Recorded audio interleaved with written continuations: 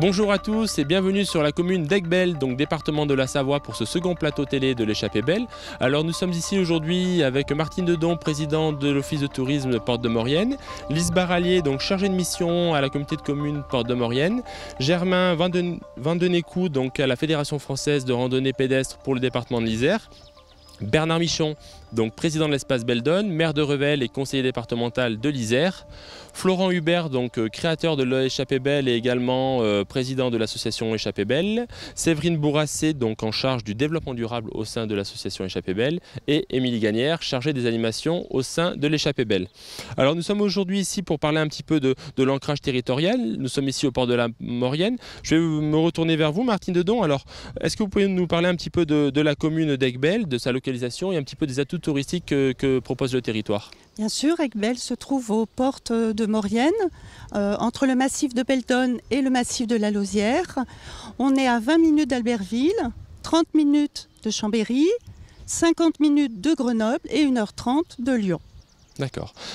Donc aujourd'hui on est sur un massif, on est sur une commune qui est le point final de l'Échappée Belle puisqu'on est sur la ville d'arrivée. Alors est-ce que vous pouvez nous parler un petit peu du lien que vous avez et de l'implication que vous avez avec l'événement ? Eh bien, nous avons mis en place des thématiques pour que les familles des coureurs puissent découvrir notre territoire. Et donc nous avons 4 thématiques. Une sur l'eau, contes et légendes de l'eau, qui permet de visiter les lacs de pêche, les lacs de baignade. Nous avons mis également en place Secret Défense. Secret Défense est visiter tous nos forts qui ont permis donc de défendre notre territoire. Et puis petite histoire de mines, puisque nous avons des mines ici, extraction des mines de fer. Voilà un peu toutes les thématiques que nous avons mis en place, qui permettra donc à toutes les familles des coureurs de se distraire sur notre territoire. Bien, écoutez, merci. Des animations pour vraiment permettre de satisfaire les coureurs, mais également les accompagnants. Je me tourne vers Lise Barallier, donc chargée de mission à la communauté de communes Porte de Maurienne. Alors, est-ce que vous êtes partenaire depuis le début de l'Échappée Belle? Est-ce que vous pouvez nous parler un petit peu des enjeux et de l'intérêt que vous avez eu à vous associer à cet événement? Oui, l'Échappée Belle est pour nous une opportunité de rayonnement et d'attractivité de notre territoire. On peut préciser qu'il s'adosse en grande partie à l'itinéraire GR 738 haute traversée de Beldon et qui, avec le tour de la Lausière sur le massif voisin, nous ouvre sur le tourisme de grande randonnée. Et pour notre territoire, l'offre touristique est un ancrage fort au niveau de la randonnée, puisqu'on y trouve des sentiers de randonnée de diverses variétés et de grande qualité. Et on va même jusqu'à une offre expérientielle avec une randonnée souterraine que le Grand Filon, donc le site muséographique, offre en plus de la visite du musée dans les galeries des anciennes mines. D'accord. Alors une offre qui est articulée avec la manifestation, est-ce que vous pouvez nous parler un petit peu de l'implication du tissu local au travers de l'Échappée Belle? Oui, l'Échappée Belle, grâce à son dynamisme et à la double casquette sportive et événementielle, a su imposer un grand engouement auprès des bénévoles locaux, que ce soit issus du milieu associatif, les élus, les habitants. Et j'en profiterai de ce fait pour remercier la commune de Bonvillaret, le club de basket et l'Office de tourisme Porte de Maurienne pour leur grand investissement à la réussite du projet. Et c'est vrai qu'Aiguebelle, comme tous les villages alentours de Porte de Maurienne, à l'occasion de ce week-end, vit au rythme de l'Échappée Belle et a grande joie d'accueillir l'arrivée des 1500 coureurs et d'accueillir également les accompagnants et toute l'organisation de l'Ultra Trail. Mais écoutez, merci. Je me tourne vers vous, Bernard Michon. Donc, vous êtes le président de l'espace Beldon, donc cette association qui fédère l'ensemble de la chaîne de Beldon. Alors, c'est une association territoriale. Est-ce que vous pouvez nous dire quel est son rôle et quel est son objectif? Les buts essentiels de cette association sont de fédérer l'ensemble des acteurs, mais aussi de porter des projets de développement de l'ensemble du territoire, sur tout domaine, que ce soit sur le tourisme, l'économie, la forêt, la culture, le pastoralisme et l'agriculture. D'accord. Alors, c'est donc une association qui fédère toute cette chaîne. On va revenir un petit peu sur le trail et parler de l'échappée belle. Est-ce que vous pouvez nous parler, donc 5e édition, vous êtes partenaire depuis le début. Est-ce que vous pouvez nous parler un petit peu de cette rencontre et pourquoi l'échappée belle et l'espace Beldon ont pu justement s'entendre pour pouvoir mettre en place un événement qui dure depuis 5 ans et qui est une grande réussite? Alors Florent Hubert est venu nous voir il y a environ 6 ans, je pense, dans ces eaux-là, pour nous parler de son projet. Et tout de suite, son projet nous a plu parce que c'était vraiment un projet ancré territorialement.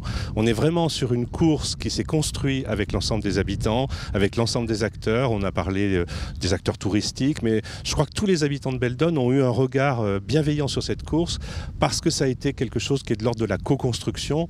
Et je crois que ça a été la clé de cette réussite. C'est vraiment cette rencontre, parce que c'est aussi une rencontre humaine qui se décline d'ailleurs chaque année à travers l'organisation de la course. Alors vous parlez de rencontres humaines. Quels sont les acteurs qui, au sein du massif, ont pu être fédérés autour de cet événement? On va parler des communes, mais il y a peut-être d'autres acteurs. Alors c'est vrai que les premiers ont été les maires parce qu'il fallait une autorisation et je me souviens, ça n'a pas été facile dans toutes les communes. Une minorité a été un peu froide à l'idée de monter ce projet.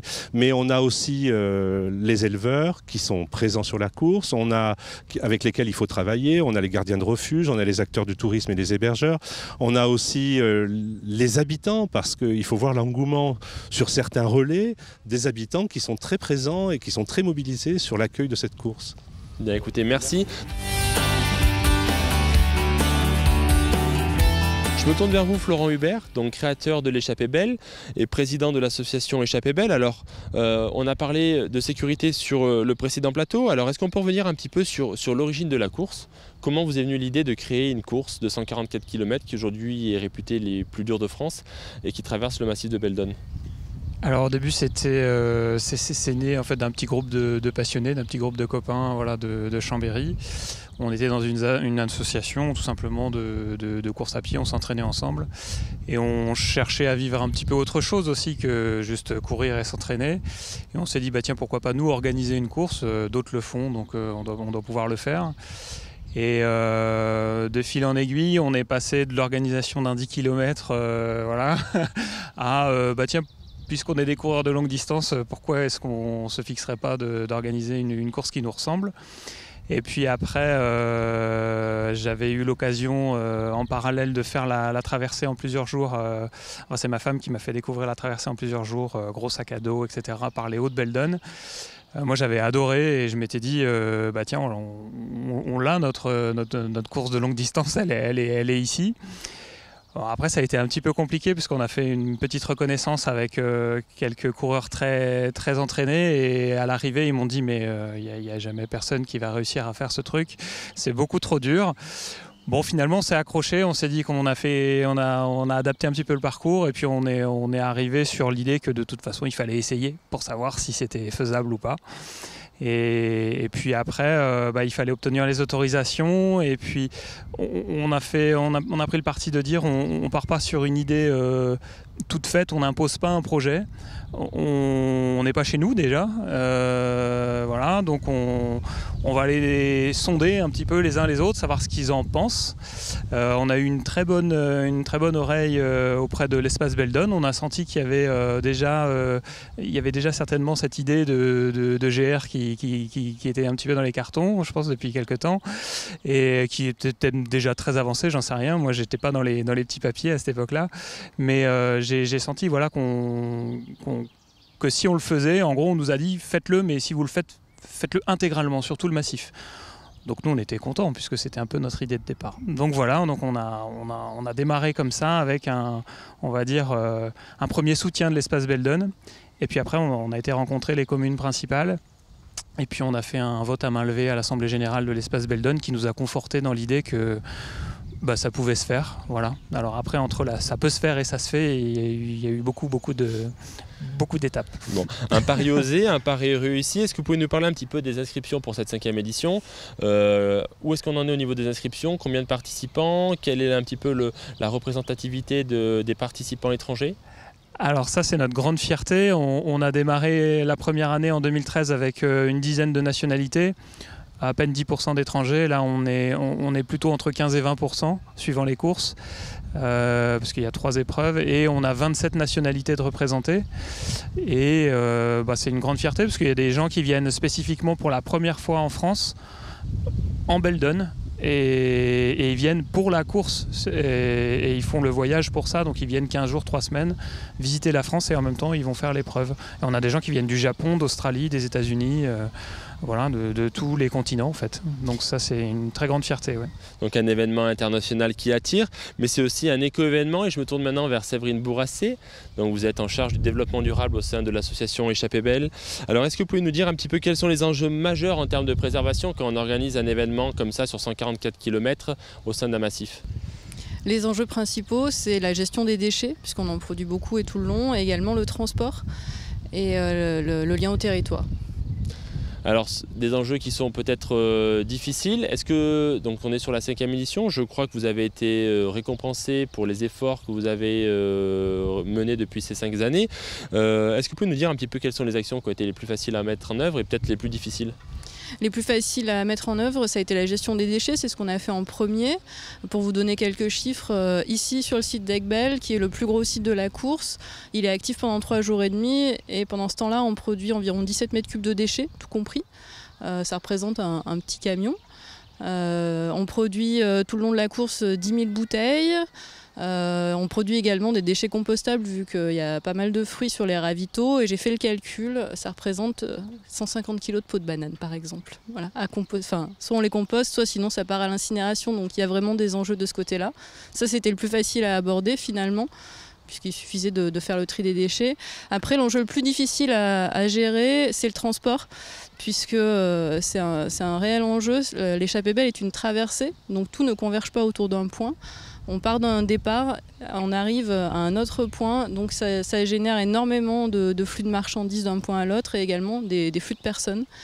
Et tout ça, on a une personne dédiée à l'organisation pour optimiser les flux de marchandises, et pour les personnes, pour que 1500 coureurs ne riment pas avec 1500 voitures, on met en place des navettes à disposition pour que chacun puisse poser sa voiture, et ça permet même à certaines personnes de venir en train et de ne plus du tout prendre leur voiture. Donc ça, une sacrée organisation. Je vais vous parler un petit peu de la dynamique. Plus de 300 bénévoles, plus de 1500 coureurs. Comment est-ce qu'on fait pour justement fédérer un petit peu tous ces acteurs aux actions développement durable ? On l'a vu, ça vient de toutes parts, ça vient de l'organisation de la course, et ça vient aussi du territoire. La fédération, c'est de l'énergie en fait, et cette énergie, elle vient des bénévoles.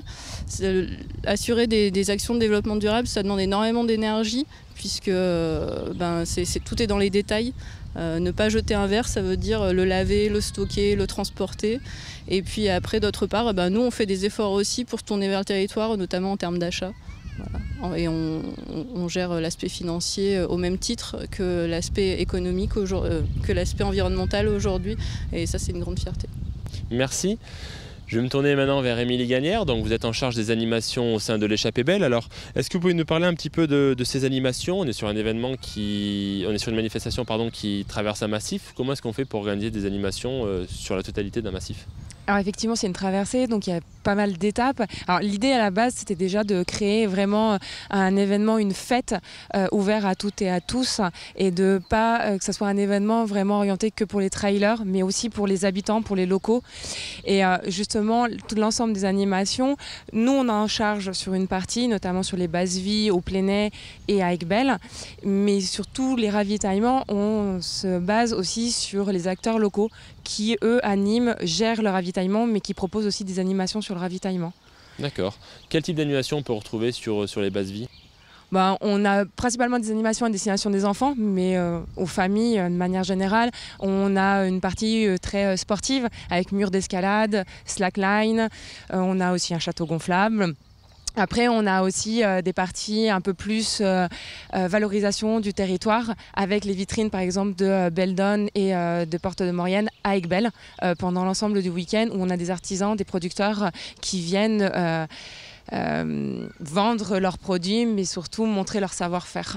D'accord, donc des animations qui sont pour tous les publics, pour les familles, pour les enfants. Et justement sur ces animations, un petit peu comment est-ce que vous y êtes pris pour pouvoir fédérer ce tissu local et créer une dynamique qui permet aux gens et aux accompagnants de se déplacer pour venir avec les coureurs ? Alors, l'objectif, c'est effectivement ancrer l'événement sur le territoire. Donc, on s'est vraiment basé sur les locaux qui communiquent sur leur propre territoire. Avec les bénévoles de ces structures-là, s'activent et proposent eux-mêmes les animations. Et puis, on a aussi le flyer animation qui va être distribué largement sur l'ensemble du massif, qui va être distribué dans les mairies, dans les offices de tourisme. Les offices de tourisme sont aussi un appui vraiment important pour la communication, mais pour l'organisation de l'événement. Et puis, cette année, nouveauté, on a un roadbook accompagnant qui va être bientôt finalisé et qui va être envoyé à l'ensemble des coureurs, parce que justement aussi l'objectif, c'est de faire venir les familles des accompagnants pour venir découvrir le territoire. Merci Émilie pour toutes ces informations et donc une manifestation riche d'animation. Alors je me retourne vers vous Bernard Michon, donc président de l'espace Beldon. On est en 2017, donc 2017 création d'un nouveau GR, le GR 738, donc un GR qui traverse l'ensemble du massif de Beldon. Alors est-ce que vous pouvez nous parler un petit peu de ce projet et pourquoi justement l'espace Beldon s'est engagé sur un nouveau chemin de grande randonnée? Les raisons sont multiples. Je dirais que la première, c'est que ça nous a permis d'avoir un trait d'union entre l'Isère et la Savoie. D'ailleurs, vous avez vu le jeu 738, 73, 38, qui sont assemblés à travers le nom de ce GR. Mais au-delà de tout cela, c'était pour nous l'occasion de faire découvrir le territoire entre cimes, paysages, les alpages, la forêt. Enfin, vraiment, il y a des tas de choses à voir sur ce territoire qui est assez alpin. Et puis, c'est aussi l'occasion de faire du développement économique à travers l'accueil de toutes les personnes qui, en venant découvrir ce territoire, viennent consommer sur le territoire, viennent profiter du territoire et viennent dormir sur le territoire. Donc un GR qui sera en service à partir de cette année. Je me tourne maintenant vers Germain donc Vandenécoute, donc chargé de mission à la Fédération française de randonnée pédestre de l'Isère, donc et en charge notamment du balisage. Alors on est sur un nouveau GR. Est-ce que vous pouvez nous parler un petit peu de ce GR? Est-ce qu'il suit vraiment le tracé de l'échappée belle? Et un petit peu quels sont les atouts de ce GR par rapport à tous les GR qu'on peut avoir sur la région? Ouais. Alors, donc effectivement, là, depuis le début de l'année, la Fédération française de randonnée pédestre a homologué, gère un tracé qui est très proche de celui de l'échappée belle telle qu'elle est aujourd'hui, à quelques exceptions près, au niveau par exemple du glacier de Frédane sur lequel ne passe pas le GR. Donc on a, nous, un tracé qui est un petit peu plus court, en 11 étapes. On est quand même dans un GR plutôt difficile, qui serait similaire à un Tour des Écrins, par exemple, si on veut comparer à quelque chose qu'on a sur notre territoire. Voilà, qui va toucher des randonneurs itinérants qui ont déjà une bonne connaissance de la randonnée itinérante. Voilà, au niveau du calendrier pour cette année, là on a déjà démarré le balisage. Mes collègues de la Savoie ont déjà bien attaqué. Et nous en Isère, on attend un petit peu aussi la suite de la fonte de la neige pour pouvoir attaquer les parties les plus hautes. Et puis on aura terminé donc le balisage blanc-rouge, qui est le balisage spécifique du GR. D'ici la fin de l'été, septembre-octobre, on devrait avoir terminé. Donc voilà, cet itinéraire est quand même dès maintenant praticable par le randonneur, parce que du coup on s'appuie sur un réseau de sentiers, de promenades de randonnée qui est déjà existant. Et donc voilà, j'espère que le GR, comme l'échappée belle, sera une vitrine de ce massif de Beldon qui est à mon avis très intéressant pour le randonneur et notamment le randonneur itinérant. Eh bien, écoutez, merci pour toutes ces informations et notamment ce nouveau GR donc, qui est la suite et permanente maintenant de l'échappée belle puisqu'il pourrait être pratiqué sur toute la saison estivale. Merci à tous et puis je vous donne rendez-vous donc pour le 3e plateau qui sera organisé sur Alvar où on parlera de cohabitation avec les acteurs locaux et je remercie donc le département de l'Isère, l'espace Beldon et la Société française du tunnel autoroutier du Fréjus qui sont les partenaires de ces émissions. Merci.